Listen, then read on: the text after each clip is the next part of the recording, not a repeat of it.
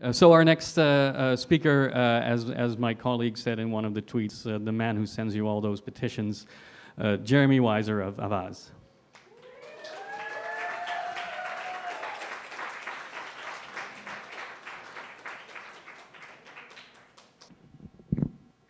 Hi, question. How many among you enjoy being happy?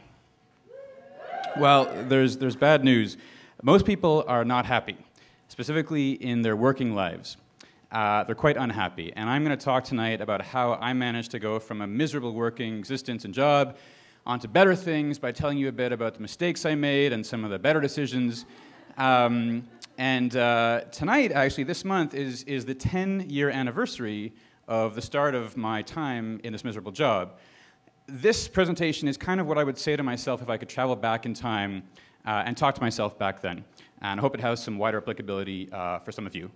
So, statistics. People are so unhappy that about 1/4, 1/5 of the people in this room actually screw things up in the office for people who are happier. So you're not only unhappy, you're kind of being jerks.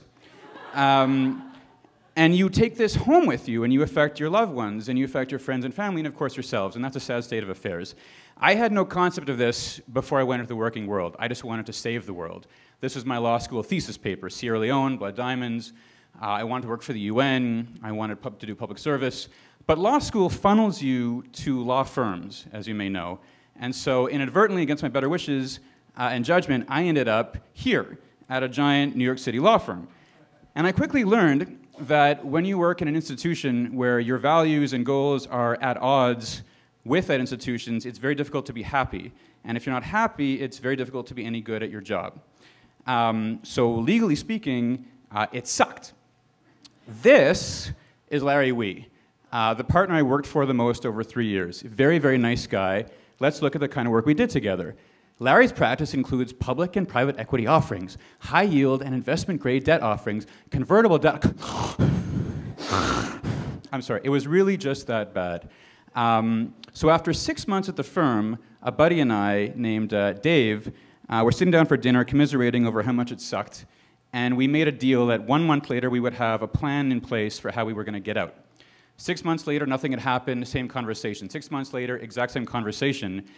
And I was there for 3 years, and the lesson I learned is if you don't do it now, it does not happen. Luckily, in the depths of this misery and in these all-nighters, I discovered one very cool thing, that the former speechwriter and senior advisor to President John Kennedy, named Ted Sorensen, was a retired partner at my law firm and liked to work with a couple of associates on his very, very interesting political work. And so I got involved. What blew me away is that more associates didn't care. Despite complaining all the time about how brutal the work was and how disinteresting, nobody really sought this out. It was like they were going through their working lives with blinders on.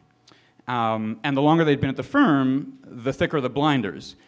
So I sort of took from this that you have to seek out opportunities, and they were there if you did. And so I tried to seek them out. Ted essentially inspired me to kind of get my working groove back, if you will. And the primary lesson I took away was, if you set out on a path just a little bit toward something that fits more closely with where you want to be, an object in motion tends to stay in motion. Something else that helped was having the support of friends who had done it. My buddy Robert had gone from being a lawyer to a comedian. He even got his own show.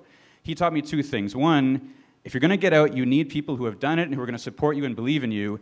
And 2, you need to pound the pavement like crazy. And so that's what I did.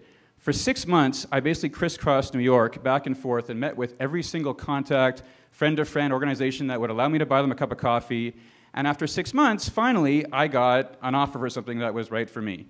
And it came out of luck, but it was the very cliched kind of luck, the kind where 6 months of pounding the pavement met a twinge of opportunity. Another thing that made a difference was having gone to Cambodia before going to the firm for free. I was able to differentiate myself between me and all the other unhappy lawyers trying to get into international relations. And it taught me that if you do something now, it can bring dividends down the road. Not everyone thought this was such a great idea. My dad did not think I should go to Cambodia. He said, you don't have any money, which was true. The law firm is going to think you don't want to go there, which I didn't. But I made the decision based on what was right for me, and that's not an easy thing to do. There's going to be people in your lives that pressure you not to make a decision on your own terms, and you'll have to decide if you're going to do that. This was my departure memo from Paul Weiss, the email that Robert told me would be the sweetest, most satisfying email I would ever send, and it was. In it, I told my fellow lawyers and the partners that I was leaving New York to go to Africa to go work for the UN War Crimes Tribunal. And I said, this is not a joke. Immediately I started getting calls from partners saying, is this a joke? And it was not a joke. So off I went to Sierra Leone, which had been the victim of a 10-year devastating civil war where rebel groups had decimated the country, killing entire villages of people to get hold of the blood diamonds in the area, the conflict diamonds, raping women by the thousands, cutting off arms, etc. And I was spending my days helping to prosecute those who bore the greatest responsibility, such as Charles Taylor, the former president of Liberia. And next week, in 6 days from now, I'll be in The Hague with my former colleagues as the judges deliver the final judgment in the Taylor trial, and we hope they're going to put him away forever. So I took the plunge. And that's a lot like standing on a diving board. There's a lot like it. It's a lot like it. If you don't take the leap, nothing happens. And you can find yourself standing there afraid, looking down for a very, very long time. But if you take just one step, you hit the water. This is Curly from City Slickers. If you can't figure out what to do, that's okay. There's no right answer. It really depends, to paraphrase him, on just one thing.